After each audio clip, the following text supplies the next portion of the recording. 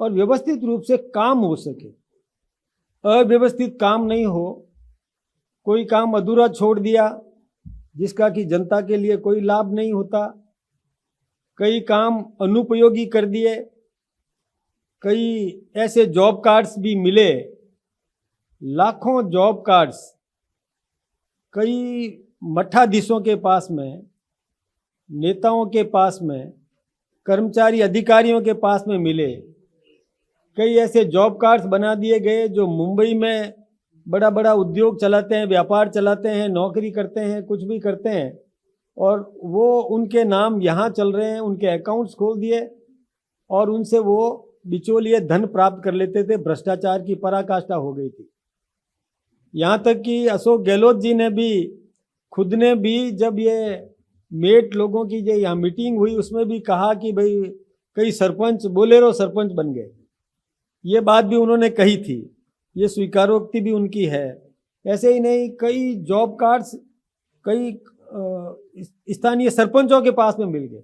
वो उनके नाम से अकाउंट खोल देते थे और अकाउंट ऑपरेट करते थे, पैसा निकाल लेते थे। तो सही मजदूर को मजदूरी मिलती नहीं थी, धन का दुरुपयोग होता था और उसकी जांच भी नहीं हो सकती थी, क्योंकि जांच के लिए भी 6% राशि उसमें और दी गई थी, जिसमें कि मैनेजमेंट के निमित्त जो व्यवस्थाएं की गई, जिससे पूरा संभव ही नहीं था। ये ऐसी अव्यवस्थित और भ्रष्टाचार की पराकाष्ठा थी। देश के गाढ़े पसीने का, हमारे नागरिकों के गाढ़े पसीने का, पैसे का दुरुपयोग हो रहा था। तो हमारे केंद्रीय नेतृत्व ने, आदरणीय नरेंद्र मोदी जी ने यह तय किया कि रोजगार मिलना चाहिए, जरूरतमंद को रोजगार सुनिश्चित किया जाए, उसकी गारंटी है, रोजगार मिलेगा और विकसित भारत बनाने के लिए सही उपयोग होगा। उसका कहाँ उपयोग होना चाहिए? पानी के लिए उपयोग होना चाहिए तो पानी का काम होगा, और कोई भी आजीविका के लिए कोई भी निर्णय करना है तो वो काम भी उसमें होने हैं। ये सब उन्होंने तय किया। विकासोन्मुख, यानी कोई कंस्ट्रक्शन वर्क भी करना है तो मटेरियल कंपोनेंट भी सुनिश्चित किया, लेबर कंपोनेंट भी उसमें सुनिश्चित किया, और उसका एक निगरानी की प्रक्रिया भी, और आधुनिक तरीके से जिस प्रकार से हो सकती है वो करने का काम किया, ताकि सही उपयोग हो, जनता के धन का सही उपयोग होना चाहिए, लोगों को रोजगार भी मिलना चाहिए। अब पहले 100 दिन का रोजगार की गारंटी थी। हमारे देश के प्रधानमंत्री नरेंद्र मोदी जी ने और कृषि मंत्री शिवराज सिंह जी ने यह तय किया कि मजदूर को मजदूरी मिलनी चाहिए, तो उसके लिए 125 दिन काम करने का, यानी दिन बढ़ा दिए। पहले 100 दिन थे, 125 दिन काम कर सकता है व्यक्ति। यही नहीं, जो वनवासी क्षेत्र है उस क्षेत्र में 25 दिन और बढ़ाने की घोषणा कर दी, यानी 150 दिन तक वहाँ काम दिया जा सकता है। यही नहीं, जब किसान अपनी खेती की बुआई करता है और कभी कटाई करता है, उस समय किसान को मजदूर मिलता नहीं था, तो यह तय किया कि उन दिनों में जब फसल की बुआई होती हो और फसल की कटाई होती हो, उस समय ये जो जी राम जी, वीबी जी राम जी, ये बंद रहेगा, ताकि मजदूर को मजदूरी तो चाहिए, तो वो किसान को भी मजदूरी मिल सके। इस प्रकार का उन्होंने ये तय किया। तो मैं सोचता हूँ कि इसमें कोई आलोचना करने की बात नहीं है। आलोचना केवल वो लोग कर रहे हैं जिनको पहले कमाई होती थी, बीच में खाने को मिलता था, अब खाने को मिलता नहीं, बंद हो गया, इसके लिए वो इस प्रकार की बात कर रहे हैं। मैं आपसे एक बात बताऊं, जी राम जी से क्या इनको ऐतराज हो सकता है?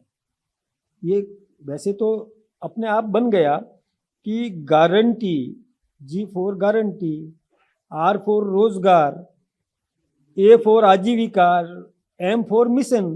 तो अब इसे राम बन गया तो उनको ऐतराज हो रहा है कि ये राम, मतलब अलग अलग जो नाम ले लिए, और तो इसमें क्या ऐतराज है? अब नाम अलग अलग शब्दों को जोड़ने से कोई नाम बन जाता है, उसी से उनको ऐतराज है। ये मेरे समझ में नहीं आया, उनको ऐसा नहीं करना चाहिए। अब मैं आपसे एक बात बताऊं, हमने रोजगार देने के लिए, मैं आपको तुलनात्मक एक छोटा सा विवेचन करना चाहूँगा कि नरेंद्र मोदी जी की सरकार ने अभी तक जैसे मनरेगा जो पहले चलता था, महात्मा गांधी नरेगा, उसमें पूरे देश में अभी तक केवल 11.74 लाख करोड़ खर्च हुआ था।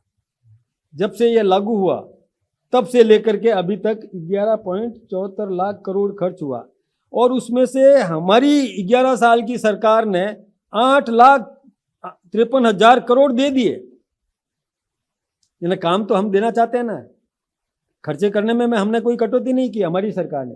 यानी जब से लागू हुआ 2004 से, और तब से लेकर के उन्होंने कितना किया, वो केवल मात्र यानी 3.20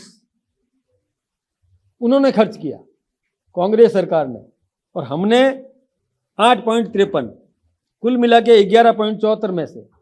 तो ये मैं सोचता हूँ कि अब जहाँ तक नाम की बात है, वो मुझे पता है कि कई सवाल आएंगे कि आपने महात्मा गांधी के नाम को क्यों चेंज किया। वास्तव में देखिए, पहले ये नाम था राष्ट्रीय ग्रामीण रोजगार योजना, जिसका उन्होंने बाद में किया, राजीव गांधी ने जवाहर रोजगार योजना नाम दिया, और उसके बाद में सोनिया मनमोहन जी की सरकार ने नरेगा किया, इसका नाम नरेगा किया। वो उनका नरेगा का मतलब कोई और। फिर बाद में 2005 में मनरेगा किया। यानी नाम तो ये बार बार बदलते हैं। तो जवाहरलाल जी का जब नाम बदला तो क्या जवाहरलाल जी का अपमान नहीं हुआ क्या? ये कांग्रेस इस विषय को क्यों नहीं पकड़ पा रही है और क्यों फालतू का बवेला कर रही है, ये समझ में नहीं आया। कांग्रेस ने कई नाम बदले, मैं आपको बताना चाहूँगा। आवास योजना का नाम पहले ग्रामीण आवास योजना था, 1985 में इसका नाम बदलकर इंदिरा आवास योजना कर दिया। यानी व्यक्तिगत नाम से, किसी नेता के नाम से कर दिया। ग्रामीण विद्युतीकरण योजना को इन्होंने राजीव गांधी ग्रामीण विद्युतीकरण योजना कर दिया। पहले केवल ग्रामीण विद्युतीकरण योजना थी, इन्होंने मतलब ये गांधी परिवार, कभी नेहरू जी के नाम से ये जबरन डालने का काम करते हैं। हमने लेकिन ऐसा नहीं किया, हमारी सरकार ने ऐसा कोई काम नहीं किया। ये बात मैं आप सबके सामने रखना चाहता हूं। देखिए हमने क्या किया, जो बताता हूं। राजभवन का नाम हमने लोक भवन किया, राजपथ का नाम हमने कर्तव्य पथ किया, किसी व्यक्ति विशेष के नाम से नहीं किया। रेसकोर्स रोड का नाम लोक कल्याण मार्ग किया। सोच देखिए कितना परिवर्तन है उस सोच के अंदर। प्रधानमंत्री कार्यालय का नाम सेवा तीर्थ नाम किया, क्योंकि हमारा तो सेवक है, सेवक बनकर के जो राजनीति के अंदर आया है। इसी प्रकार से भारतीय न्याय संहिता, भारतीय नागरिक सुरक्षा संहिता, भारतीय साक्ष्य अधिनियम, ऐसे 3 नए कानून बनाए, जिसमें भारतीय दंड संहिता, आपराधिक प्रक्रिया संहिता और भारतीय साक्ष्य अधिनियम को बदलने के लिए लाए। नाम हमने क्या किया, भारतीय न्याय संहिता। दूसरा क्या, भारतीय नागरिक सुरक्षा संहिता, ये हमने आपराधिक प्रक्रिया संहिता का नाम बदल करके किया। इसी प्रकार से हम जो काम करते हैं वो जनहित के काम करते हैं, कभी भी ऐसा नहीं सोचते कि जिसमें कोई व्यक्तिगत लाभ लेने के लिए काम करते हो। दृष्टि देखिए, 1 मिनट मैं आपको थोड़ा मनरेगा और वीबीजी राम जी के बारे में बताना चाहूँगा। देखिए दृष्टि जो है केवल रोजगार प्रदान करने पर फोकस है, लेकिन हमारे यहाँ मनरेगा में तो केवल इस पर थी। हमारे यहाँ है रोजगार को गांव विकास और विकसित भारत 2047 की दृष्टि से जोड़ना। इसी प्रकार से मैंने निवेदन किया आपको कि 100 दिन की जगह हमने 125 दिन किए। पहले कार्य की मांग पर था, हमने ये मांग प्रचलित प्रकृति बरकरार रखी। केंद्र निश्चित राशि आवंटित करता है, अतिरिक्त राज्य वहन करेंगे। पहले केंद्र श्रम लागत और सामग्री लागत 75% देता है, हमने यहाँ पर ये 60-40 किया है। इसी प्रकार से स्थानीय स्तर पर योजनाबद्ध कम समन्वय, मतलब समन्वय नहीं करते थे, हमने गांव के स्तर पर योजना पहले से तैयार होगी। गांव की ग्राम पंचायत में तय होगा कि काम क्या लिया जाए। और उसका डिजिटल मानचित्र और प्रधानमंत्री गति शक्ति से संयोजित होगा। पहले सोशल ऑडिट होती नहीं थी, अब सोशल ऑडिट 6 मई में तय कर दी, ताकि भ्रष्टाचार को किसी भी प्रकार से पनपने नहीं दिया जाएगा। डिस्प्ले बोर्ड लगेगा, ये हमने तय कर दिया, और शिकायतों का त्वरित और समाधान, कोई भी शिकायत हो, सीमित समन्वय, बहुत कमजोर निगरानी पहले हुआ करती थी, अब निगरानी समय पर होगी।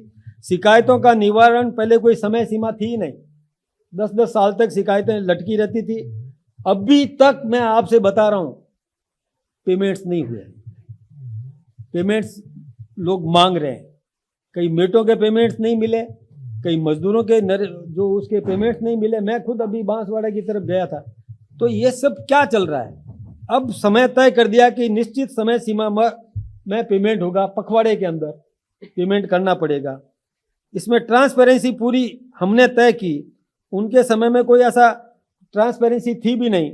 हमने ये तय किया कि किस प्रकार से और ये ट्रांसपेरेंसी रहे, काम पता चले कि क्या हो रहा है, काम की प्रकृति, श्रम का प्रबंधन, प्रशासनिक संसाधन, रोजगार सृजन, दक्षता, इसमें सब ने हमने बहुत सुधार करने का काम किया, और डिजिटलाइजेशन करने का काम भी हमने किया।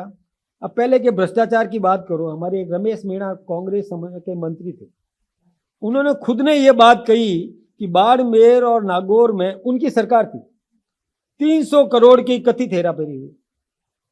अब कांग्रेस का एक मंत्री वो ये स्वीकारोक्ति है, सोशल ऑडिट में खुलासा हुआ कि बरियाड़ा, आरंग, बलाई, इसमें किस प्रकार की स्थिति रही, कहाँ पर किस प्रकार की गड़बड़ें हुई, ये सब चीज़ें जो है ये जनता के सामने है।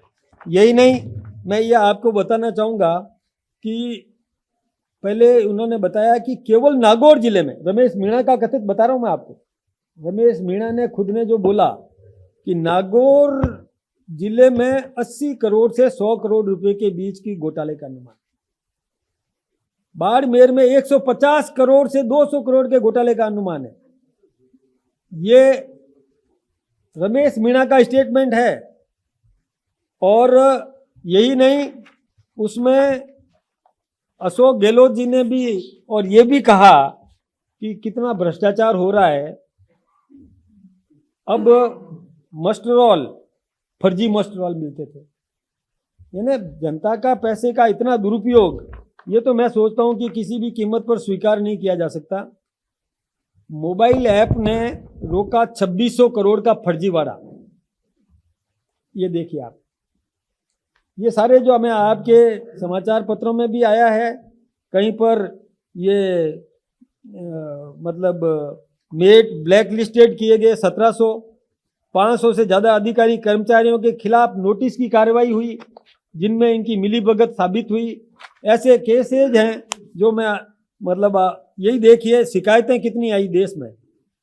ये मनरेगा में 10,51,000 से अधिक शिकायतें दर्ज की गई, 10,51,000, और नाम कई बार रिपीटेशंस, वही नाम, 60 वर्ष से अधिक आयु के लोगों के नाम, 80 वर्ष से 93 वर्ष तक के लोगों के नाम।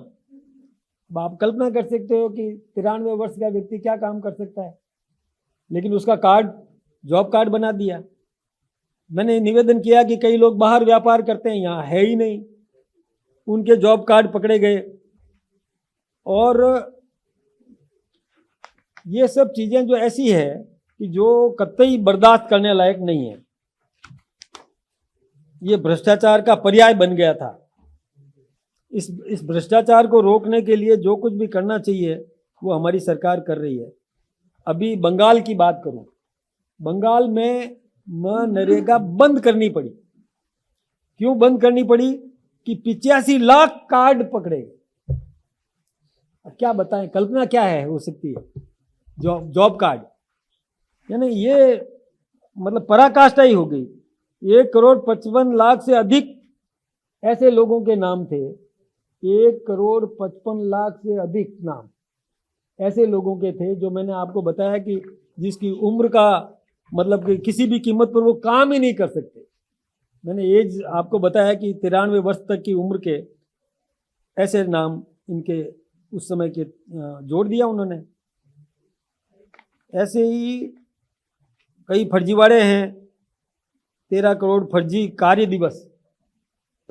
दिवस, मतलब जो वर्किंग डेज नहीं है, लेकिन 13 करोड़ से अधिक फर्जी कार्य दिवस ये भी पकड़े गए।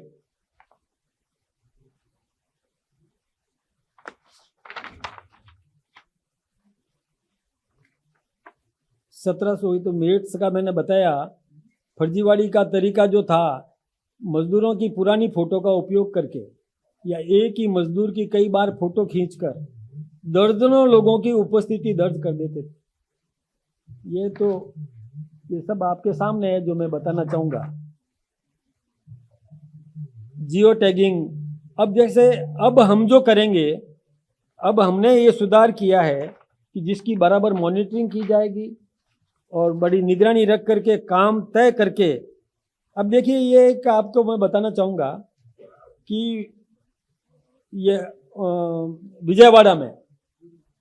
विजयवाड़ा तेलंगाना में YSRCP सरकार के दौरान 250 करोड़ रुपए का भ्रष्टाचार उजागर हुआ। कोई रुपए की कोई सीमा भी होती है?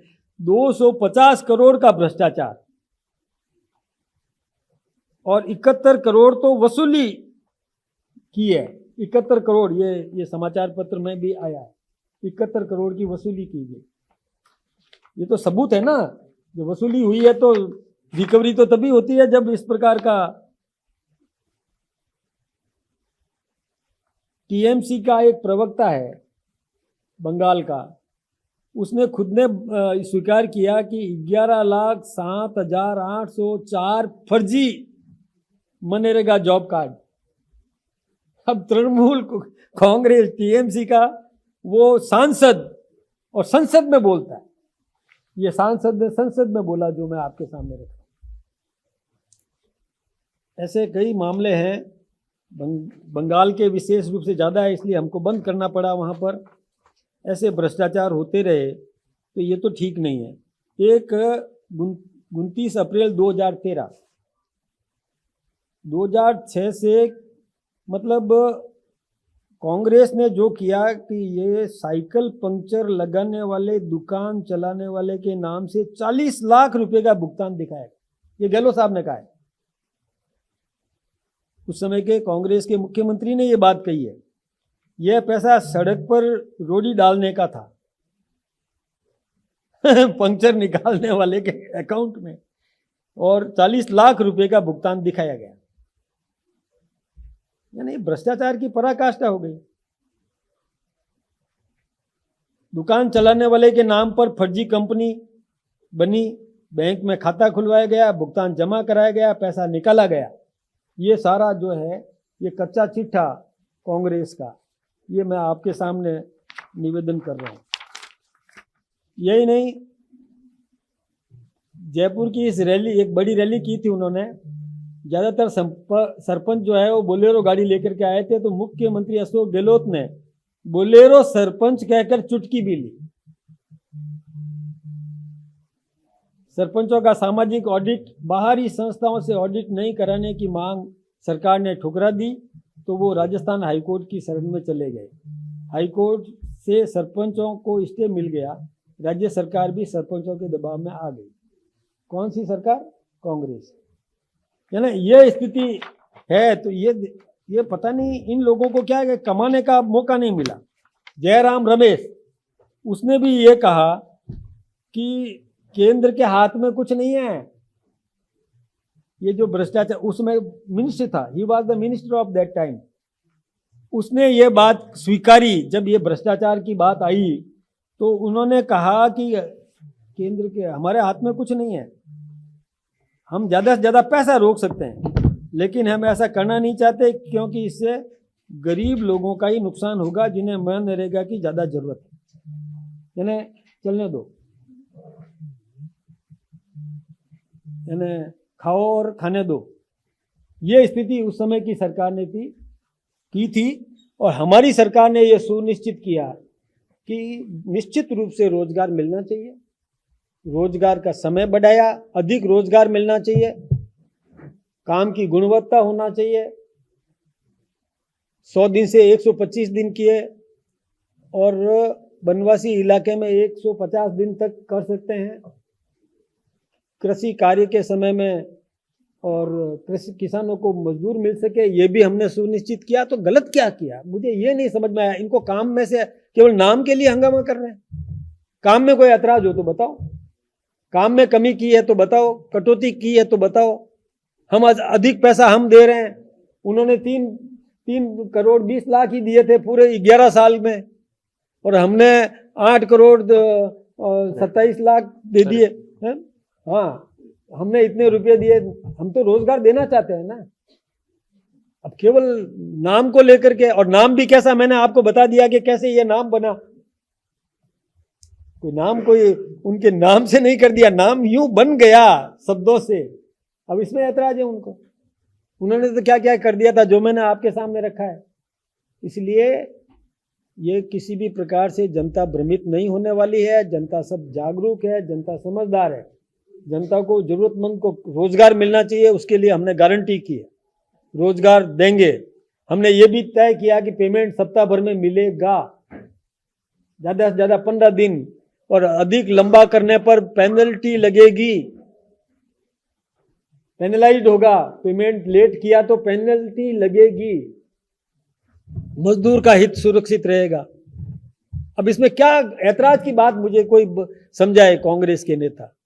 अब उनको क्या है कि पहले तो हंगामा करते थे अरावली के नाम पर, अब वो उनका हंगामा फ्यूज हो गया, सारी हवा उनकी निकल गई, तो अब इसको लेकर के और वीबी जी राम जी को लेकर के और इसी में और लगा रहे हैं। कोई सकारात्मक काम करे तो समझ में आता है, पॉजिटिव काम करे। विपक्ष है, विरोध करे, कोई चिंता की बात नहीं, लेकिन विरोध भी सही तरीके से करे, फालतू जनता को भ्रमित करने का काम नहीं करे। ये बात बिल्कुल सही है कि अब सीधा पैसा खाते में आ रहा है। मोदी जी ने बिचौलिए का पैसा रोक दिया। राजीव गांधी कहते थे मैं 1 रुपया भेजता हूँ 15 पैसा नीचे पहुंचता है। तो अब हमने वो 85 पैसे का जो बिचौलिए जो खाते थे ना, उसको रोक दिया तो उनके पेट में मरोड़े उठ रहे हैं कि उनको खाने को मिल नहीं रहा है, उनका घर चल नहीं रहा है। इसलिए उनको तो चाहिए कि हमको ये चलने देते, हमें क्या ये नई चीज़ क्यों ले आए, क्यों जांच हो रही है, क्यों काम तय कर रहे हो। वास्तव में ये बात देखिए, आप समझिए कि कोई टैंक बनाना है, कोई पाउंड बनाना है, और उसको आधा पाउंड बना करके छोड़ दिया जाए तो किस ये उपयोग आएगा क्या, जनता के उपयोग में आएगा क्या। कोई मेड़ बनानी है, थोड़ी सी मेड़ बनाई और छोड़ दी, पूरा नहीं होने दिया काम, वो काम आएगा क्या। कहीं खड्डा खोद दिया, उसमें पेड़ पौधा डाला ही नहीं, तो वो कोई काम आएगा क्या। ऐसे ही कहीं पर भी कोई निर्माण करने का काम है, उसमें कोई कंपोनेंट बराबर अनुपात में नहीं दिया और वो काम ध्वस्त हो जाएगा तो वो बेकार चला जाएगा। जितने भी परिसंपत्तियों का निर्माण होना चाहिए था, परिसंपत्तियों का निर्माण नहीं होने दिया। परिसंपत्ति पूरी निर्माण होती है तब जनता के उपयोग में आती है। यदि परिसंपत्ति बनी नहीं, पैसा लग गया, ये ठीक बात नहीं है। ये सबको समझना की जरूरत है। अब हमने ये सुनिश्चित किया कि काम तय होगा, काम पूरा होगा, काम पूरा करवाने के बाद में नया काम चालू होगा, मजदूरों को रोजगार सुनिश्चित करेंगे। ये सब काम हमने किया तो किसको ऐतराज है और क्यों ऐतराज है। इसलिए मैं आप सबका इतने महत्वपूर्ण समाज में प्रतिष्ठित चैनल्स का मैं उपयोग लेना चाहूँगा कि जनता में कोई भ्रम पैदा करने की कोशिश करे, उनको आप बेनकाब करिए, क्योंकि जनहित है, राष्ट्रहित है। हमको 2047 में भारत को विकसित भारत बनाना है। इसमें आप सबकी बहुत बड़ी भूमिका होगी। आप बिल्कुल एक जागरूक और पत्रकार हैं, जागरूक चैनल्स के और कर्मठ पत्रकार हैं, तो आप जो कोई अफवाह फैलाने के लिए, भ्रम पैदा करने के लिए यदि आपके बीच में आए तो आप ऐसे प्रश्न करके निरुत्तर करें उनको, तब जाकर के और सही स्थिति में देश की सेवा हो सकती है। तब जाकर के सही स्थिति में नेतृत्व में सुधार आ सकता है, सही दिशा में सोच बनेगी। मैं यही चाहूँगा आपसे कि आप और हम सब मिलकर के इस राष्ट्र के सर्वांगीण विकास में अपना योगदान दें। आप सबका बहुत बहुत अभिनंदन, बहुत बहुत धन्यवाद।